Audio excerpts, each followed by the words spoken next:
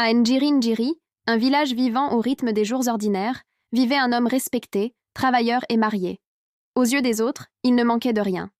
Mais dans le silence de son cœur, une douleur persistait. Sa maison était sans enfant. Chaque rire qui résonnait dans les ruelles du village lui rappelait ce vide profond.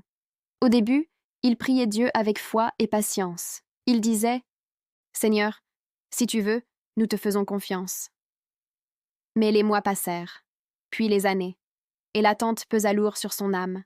Sa prière changea. Il ne demandait plus humblement, il exigeait. « Jusqu'à quand, Seigneur? Moi aussi j'ai droit à un enfant. » À Ngiringiri, certaines voix commencèrent à murmurer autour de lui. La prière seule ne suffit pas toujours, il existe des solutions rapides. Au lieu d'écouter Dieu, il écouta les hommes. Son désir devint plus fort que son obéissance. Il voulait un enfant, à tout prix. Sur le moment, il crut avoir réussi, mais la paix ne suivit pas. Sa maison, autrefois calme, se remplit de tensions, de silences lourds et de regrets. Ce qu'il appelait bénédiction était devenu un fardeau.